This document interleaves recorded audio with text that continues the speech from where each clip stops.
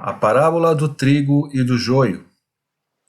Um claro amanhecer faz com que o lago brilhe como pérolas e envolva as colinas em uma névoa leve como um véu de musselina, através do qual oliveiras e nogueiras, casas e o fundo das aldeias parecem mais bonitos do que o normal.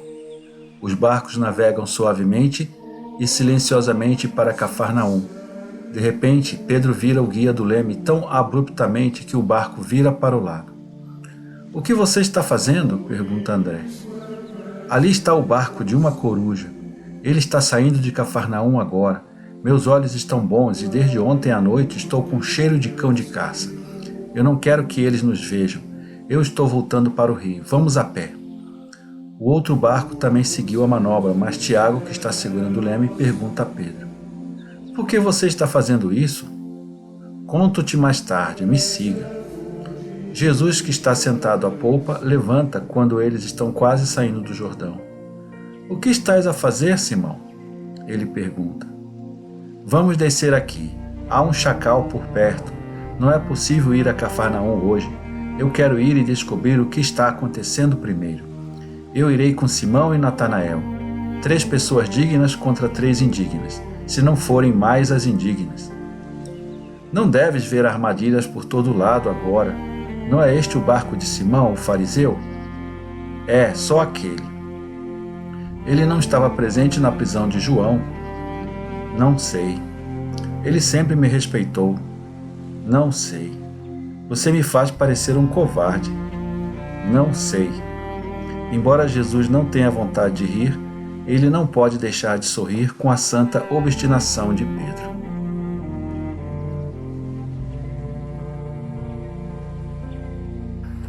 "Mas, afinal, temos de ir para Cafarnaum. Se não for hoje, mais tarde." "Já te disse que vou primeiro para ver, e se for preciso, também irei. Será uma pílula amarga de engolir, mas farei por ti. Irei ao centurião e lhe pedirei proteção." "Não, não é necessário." O barco ancora na pequena costa deserta em frente a Betsaída. Todos eles vão para a praia. "Vocês 2 vêm comigo. Você também, Felipe. Vocês mais jovens, fiquem aqui.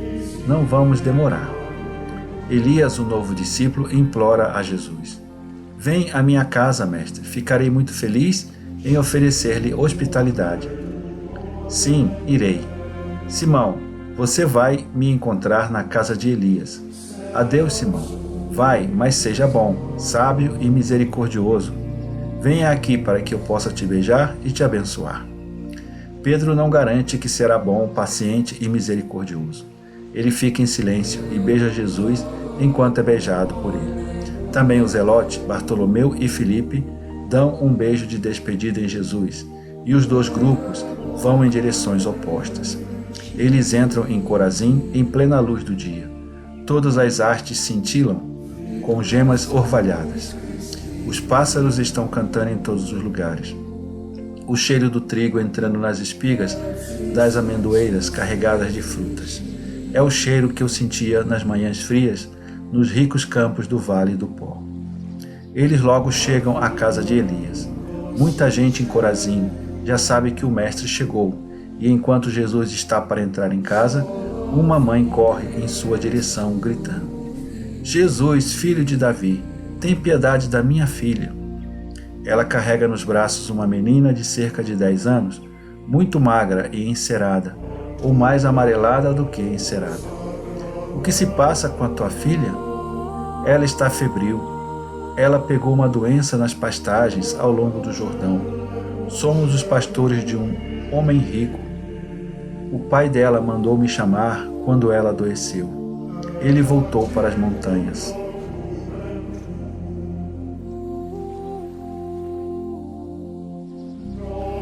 "Mas tu sabes que com este tipo de doença não se pode permanecer em lugares altos. Mas como posso ficar aqui? Nosso mestre me permitiu até agora, mas eu cuido da lã e das ninhadas. Esta é a estação ocupada para os pastores. Se eu ficar aqui, seremos despedidos ou separados. E se eu voltar para o Hermon, verei minha filha morrer. Você acredita que eu posso curá-la?" "Falei com Daniel, pastor de Eliseu. Ele me disse: Nosso filho cura todas as doenças. Vá para o Messias. Eu vim de além de Merom, carregando-a em meus braços e procurando por ti. Eu ia andar até te encontrar. Não precisas de caminhar mais, mas de volta para casa, para o teu pacífico trabalho. Sua filha está curada, porque é isso que eu quero. Vá em paz. A mulher olha para a filha e para Jesus. Ela talvez esteja esperando ver sua filha ficar gorda e rosada ao mesmo tempo. Além disso, a menina encara Jesus com seus olhos cansados, bem abertos e sorri. Não tenhas medo, mulher. Eu não estou te enganando. A febre dela sumiu para sempre. Dia após dia, ela se tornará uma garota saudável. Deixe ela ir. Ela não vai mais cambalear nem se sentir cansada. A mãe coloca a criança no chão e ela fica de pé. Ela fica cada vez mais alegre e por fim fala com a sua voz prateada. Bendito seja o Senhor, mãe. Estou curada. Posso sentir. E com a ingenuidade de uma pastorinha, ela lança os braços em volta do pescoço de Jesus e o beija. Sua mãe, reservada como exige sua idade, prostrou-se e beijou sua túnica, abençoando o Senhor. Vai, lembre-se do dom de Deus e sejas boa, que a paz esteja com você. As multidões se reúnem na pequena horta de Elias, pedindo a Jesus que fale com eles. E, embora ele não esteja inclinado a fazer isso, por mais triste que esteja por causa da captura do Batista e a forma como tudo aconteceu, ele cede e começa a falar à sombra das árvores.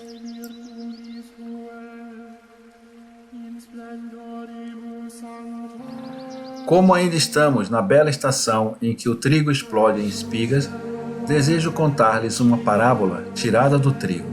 Ouçam.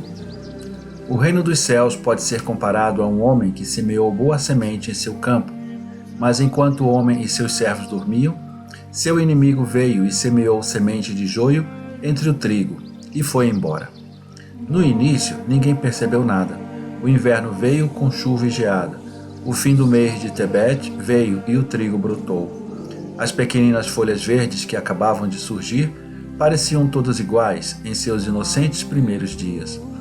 Os meses de Sheba e Adar chegaram, e as plantas cresceram, e os espinhos foram semeados. Eles então viram que nem tudo era trigo, e que também havia joio enrolado com suas finas e fortes espinhas de urso em volta dos talos de trigo. Os servos do Senhor foram até sua casa e disseram: Senhor, que semente semeaste? Não foi semente selecionada, livre de todas as outras sementes? Certamente foi assim. Colhi todos os grãos e eram todos da mesma qualidade. Eu teria notado qualquer outra semente. Se sim, por que tanto joio cresceu entre o seu trigo? O senhorio ficou pensativo e disse: Algum inimigo fez isso para me prejudicar. Os servos então perguntaram: Você quer que a gente vá para o campo e solte o trigo do joio, arrancando-o com paciência? Conte-nos e nós faremos. Mas o mestre disse: Não, porque você também pode eliminar o trigo e quase certamente danificará as espigas que ainda estão sensíveis. Deixe que ambos cresçam até a colheita. Então direi aos ceifeiros: Cortem tudo junto, mas antes de amarrar os feixes, já que as espinhas do joio estão secas e friáveis, enquanto as espigas fechadas são mais fortes e mais duras, pegue o joio do trigo e amarre-o em pacotes separados. Você vai queimá-los e eles vão fertilizar o solo. Em vez disso, leve o bom trigo para os celeiros e ele será usado para assar um bom pão, para a grande vergonha do meu inimigo, que só terá ganho para se tornar desprezível para Deus por causa de sua invejosa malícia. Considere agora com que frequência e com que abundância o inimigo semeia em seu coração, e tu deves entender que é necessário vigiar com paciência e constância para ver se o pequeno joio está misturado ao trigo escolhido. O destino do joio é ser queimado. Tu desejas ser queimado ou se tornar cidadão do reino. Tu dizes que desejas se tornar cidadão do reino. Bem, esforce-se para ser assim.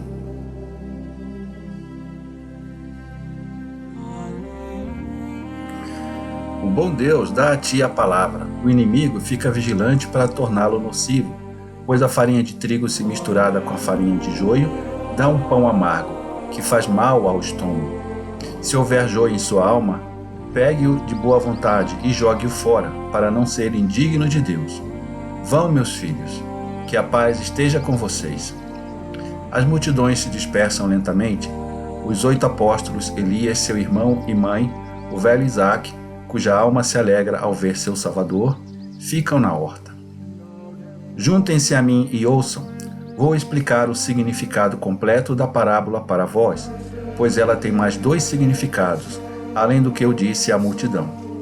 No sentido universal, o significado da parábola é o seguinte: o campo é o mundo. A boa semente são os filhos do reino de Deus semeados por Deus no mundo, enquanto esperam chegar ao seu fim e serem cortados pelo cortador e levados ao mestre do mundo, que os guardará em seus celeiros. Os temas do maligno são o joio, que também se espalhou no campo de Deus com o propósito de causar aflição ao mestre do mundo e danos ao grão de Deus. O inimigo de Deus os semeou deliberadamente através da feitiçaria, porque o demônio realmente perverte a natureza do homem, fazendo dele uma criatura própria, e então a semeia para desviar outras pessoas que ele não poderia escravizar de outra forma. A colheita, isto é, amarrar os feixes e levá-los aos celeiros, é o fim do mundo, e isso é realizado pelos anjos. Eles recebem instruções para reunir as criaturas que foram cortadas, para separar o trigo do joio. E como na parábola o joio é queimado, assim os condenados serão queimados no fogo eterno, no juízo final. O Filho do Homem terá todos os que fazem escândalos e perpetradores de iniquidade removidos de seu reino, porque o reino então estará na terra e no céu, e muitos filhos do inimigo estarão misturados entre os cidadãos do reino na terra. E, como também profetizado pelos profetas, eles atingirão a perfeição do escândalo e da abominação em todos os ministérios da terra, e serão de grande aborrecimento para os filhos do Espírito. Os corruptos já terão sido expulsos do reino de Deus no céu, porque nenhuma corrupção entrará no céu.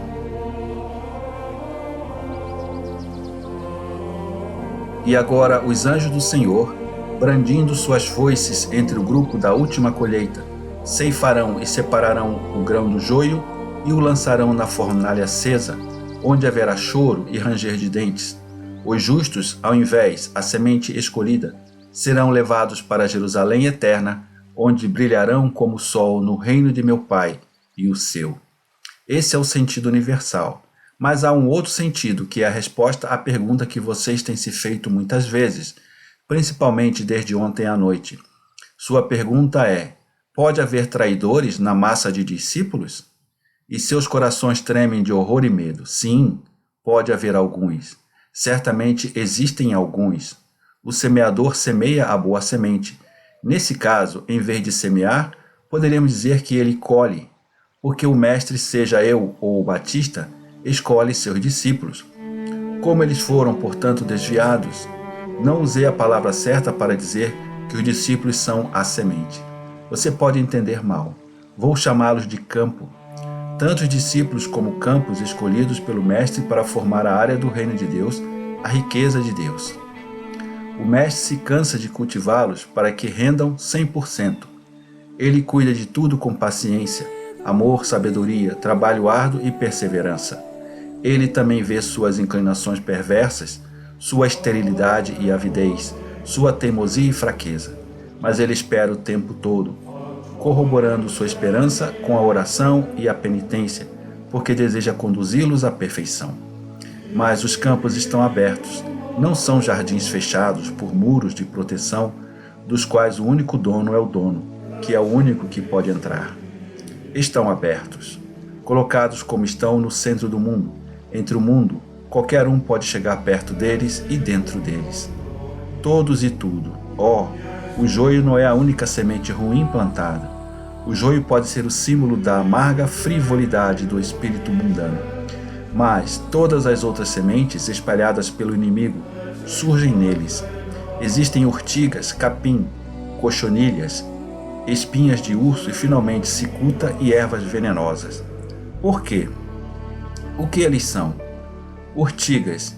espíritos picantes indomáveis que ferem pelo excesso de veneno e causam tantos problemas. Capim, parasitas que cansam o dono, pois só podem rastejar e sugar, aproveitando seu trabalho e prejudicando os dispostos, que teriam muito mais lucro se o dono não estivesse chateado e distraído com os cuidados exigidos pelo mato.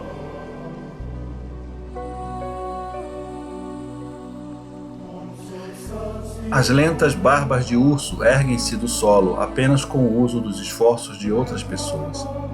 Cochonilhas, elas são uma tortura na já dolorosa estrada do Mestre e um tormento para os discípulos fiéis que o seguem. Torcem, perfuram, despedaçam, arranham, causam desconfiança e dor. Os venenosos, os discípulos criminosos, que chegam a trair e matar, como a cicuta e outras plantas venenosas. Já reparou como são lindas, com as suas florzinhas que mais tarde se tornam bagas brancas, vermelhas, azul-violeta? Quem diria que a corola estrelada, branca ou rosada, com seu coraçãozinho de ouro, ou os corais multicoloridos, tão parecidos com as outras frutinhas que fazem as delícias dos pássaros e das crianças, podem causar a morte, depois de maduras? Ninguém. E os inocentes caem na armadilha. Eles acreditam que todos são tão bons quanto eles. Eles as pegam e morrem. Eles acreditam que todo mundo é tão bom quanto eles. Oh, a verdade que torna o mestre sublime e condena o seu traidor. Como? A bondade não desarma a maldade? Não torna a má vontade inofensiva? Não, não torna, porque o homem que foi vítima do inimigo é indiferente ao que é superior. E o que é superior muda de aparência no que lhe diz respeito. A bondade torna-se uma fraqueza na qual é lícito pisar e estimula sua má vontade, assim como o cheiro de sangue estimula um animal à matança. Além disso, o mestre é sempre inocente, e ele deixa seu traidor envenená-lo, porque ele não pode acreditar que um ser humano pode matar uma pessoa inocente. Os inimigos entram nos campos do mestre, isto é, para seus discípulos. Eles são muitos, e Satanás é o primeiro. Os outros são seus servos, isto é, homens, paixões, o mundo e a carne.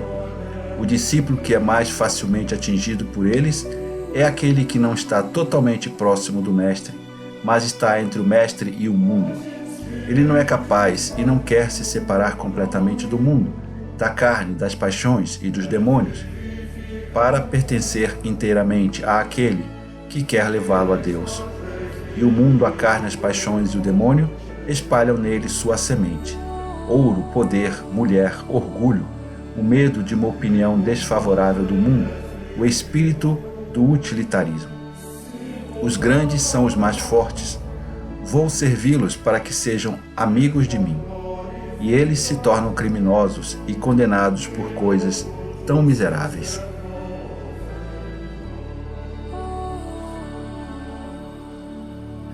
Porque o mestre, que vê a imperfeição de um discípulo, não o rejeita de uma vez, mesmo que não esteja preparado para se submeter ao pensamento: será ele o meu assassino?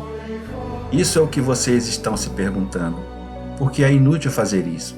Se o fizesse, não evitaria tê-lo como inimigo, um inimigo duplo e mais perigoso, por causa de sua raiva e de sua tristeza por ser descoberto, ou por ser expulso. Sim, por causa de sua tristeza, porque às vezes um mau discípulo não percebe que é assim. A ação do demônio é tão sutil que ele não percebe. Ele se torna mau sem nem mesmo suspeitar que está sujeito a tal ação. E por causa de sua raiva, ele fica furioso por ser conhecido pelo que ele é, quando ele está ciente da obra de Satanás e de seus seguidores. Os homens que tentam os fracos em seus pontos fracos, para remover do mundo um santo que os ofende, perversos como eles são, quando comparados com sua bondade. O santo então ora e confia em Deus. Deixo o que vós permitis ser feito, diz ele. Ele adiciona apenas a cláusula, desde que sirva ao seu propósito. O santo sabe que chegará o tempo em que o joio mau será rejeitado da colheita, pelo próprio Deus, que não permite mais do que o útil para o triunfo da sua vontade amorosa.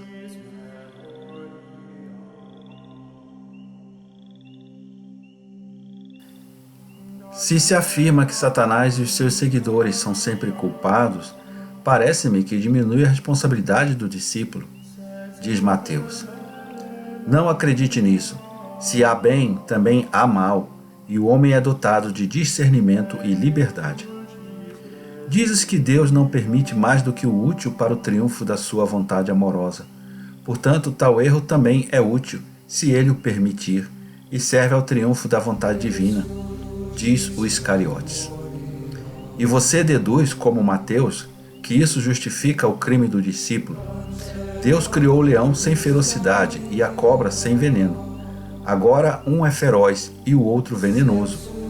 É por isso que Deus os separou do homem. Reflita sobre isso e tire conclusões. Vamos para casa. O sol já está muito quente. Parece que vai haver uma tempestade. E vós estáis cansado por causa da noite sem dormir.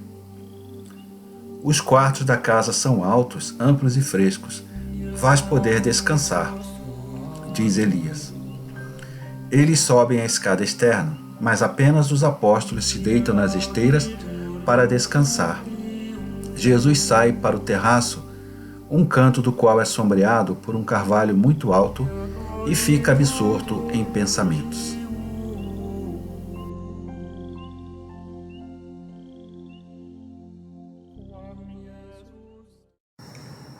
Inscreva-se no canal, ative as notificações, dê o seu like, comente e compartilhe.